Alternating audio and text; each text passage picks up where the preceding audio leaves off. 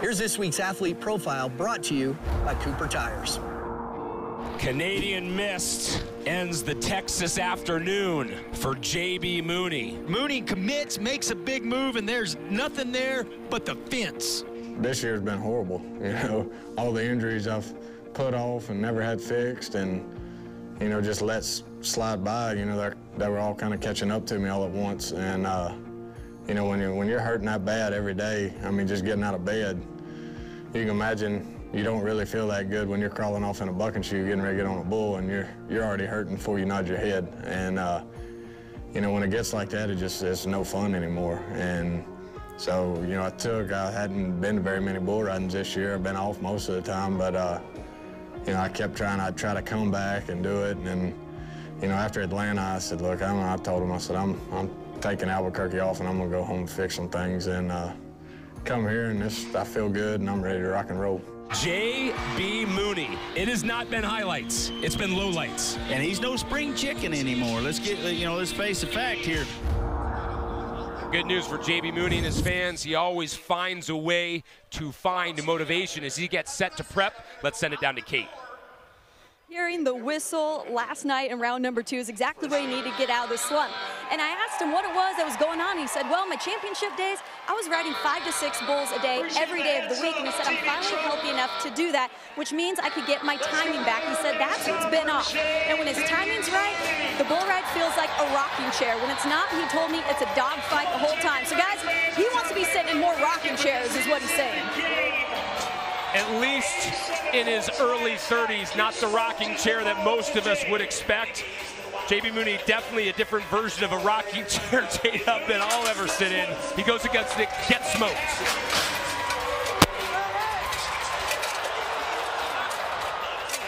And this bull lives up to his name. And now we've had Eduardo Aparecido, Silvano Alves, and the latest, J.B. Mooney, all with 87 points, all get bucked off in round 3. Well, and this bull kind of stalls in there and turns back in his hand. This is a bull that J.B. Mooney is supposed to chew up all day long, but you see him just bow down and almost hit his chin on that bull's neck and then try to sit up. He's just out of time, and like you said, if he can get on more bulls during the week and get that timing back.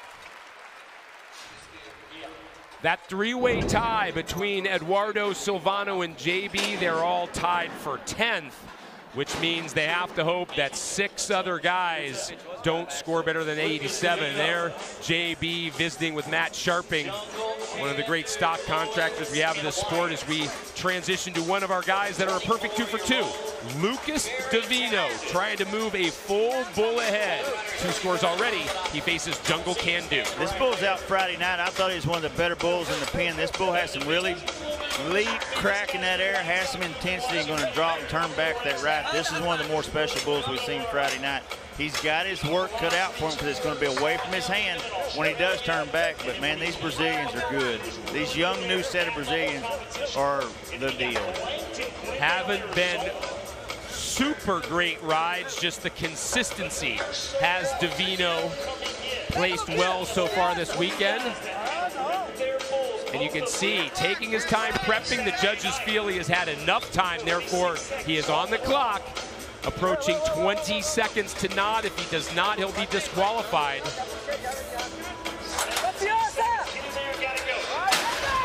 And very quickly, Dub, just like you thought Jungle Can Do, with some fire coming out of the chute.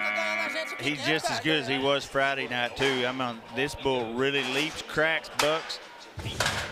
If you're a stock contractor from the side of Owens and Wyatt, that right there is a special animal athlete. Look for Lambert to maybe put him in the championship round in coming weeks. Davino's buck-off means later on the door will be wide open for Kaique Pacheco to move a full bull ahead of the field. He will be our last rider who already has 2 scores to come out of the chutes. But up next, it is our defending PBR world champ, who earlier in the show already visited with Kate and told him, well, this isn't, yeah, there we have Jess Lockwood. That was Claudio Montagna Jr. for a second prepping. This is the 20-year-old defending PBR world champ who hinted to Kate that when he made his debut 3 years ago here, he was a little wide-eyed. Now, clearly, he has settled in, and coming back off that hand injury, he's already shown he's got that form.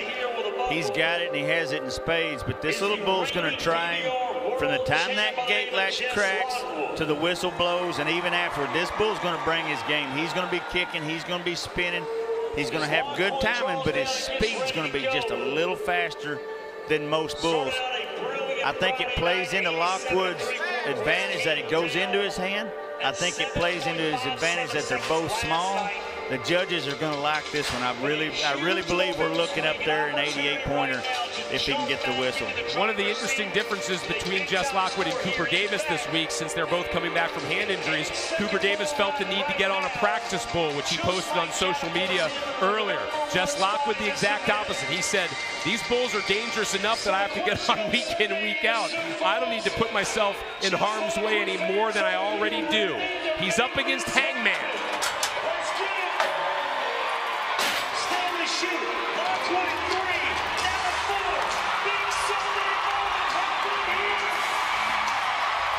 Jess Lockwood is not only back,